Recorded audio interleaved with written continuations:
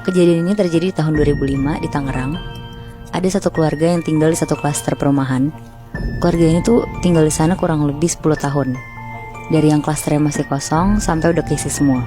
Keluarga ini isinya suami, istri, dan satu anak. Kita sebut aja suaminya namanya Pak Indra, istrinya Budita, dan anaknya Reza. Pak Indra sama Budita kira-kira umurnya udah 50 tahunan dan Reza 20 tahun. Budita itu termasuk tetangga yang supel dan suka bergaul sama tetangga-tetangga satu klasternya. Karena ibu rumah tangga, jadi hidupnya tuh sehari-hari kebanyakan di rumah.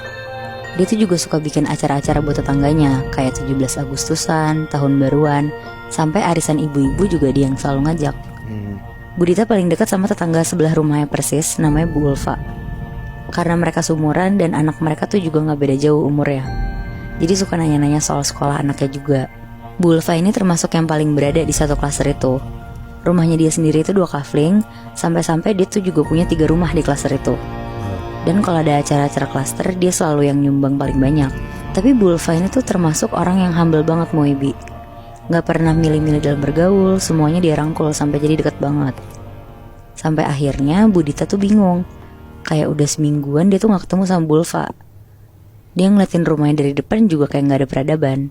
Terus Budita tuh ngomong ke suaminya, Pak Indra. Dia bilang, kenapa ya Bu Ulfa udah seminggu ini kok gak kelihatan? Rumahnya juga kelihatan kosong. Terus Pak Indra jawab, ya paling keluar negeri sama keluarganya. Biasanya kan tiap tahun begitu. Ngedenger itu Budita baru keinget juga kalau Bu Ulfa tuh setiap tahun emang pasti keluar negeri sama keluarganya. Tapi yang bikin dia masih mikir tuh, kok tumben gak ngasih tahu? Karena biasanya tuh selalu ngomong dulu ke Budita. Tapi Budita akhirnya mikir, ya mungkin dia lupa aja kali ya buat ngasih tahu ke Budita. Ya biasanya ngabarin gitu ya. Benar, ngasih tahu doang. Nah akhirnya sekitar jam 9 malam, tiba-tiba ada yang ngetok-ngetok rumah Budita. Pas dibukain sama Buditanya sendiri, ternyata itu tuh Bu Ulfa. Langsung heboh kan tuh Budita. Terus langsung disuruh masuk juga. Tapi pas disuruh masuk, Bu Ulfanya tuh diem aja. Mukanya Bu Ulfa di sini juga nggak kayak biasa, pucet, rambutnya juga agak berantakan.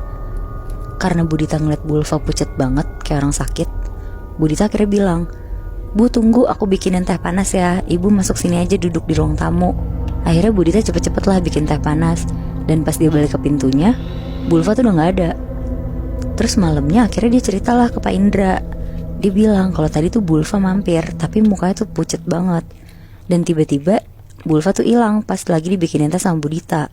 Tapi rumah Bu Ulfa pun juga masih kosong. Ya Budita gak sempet ngecek rumahnya sih Moy.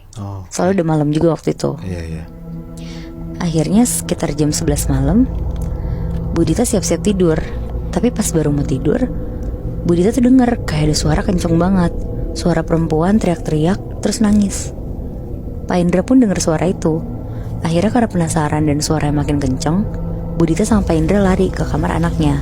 Tapi pas dibuka pintunya, Reza tuh udah tidur. Sumber suaranya tuh bukan dari rumah mereka Moibi, malah dari rumah sebelah, rumahnya Bu Ulfa. Akhirnya jam 11 lebih mereka mutusin tuh buat keluar rumah dan nyoba ngebel rumah Bu Ulfa. Soalnya suara yang mereka dengar udah bukan teriakan sama tangisan lagi, tapi suara minta tolong juga. Shit.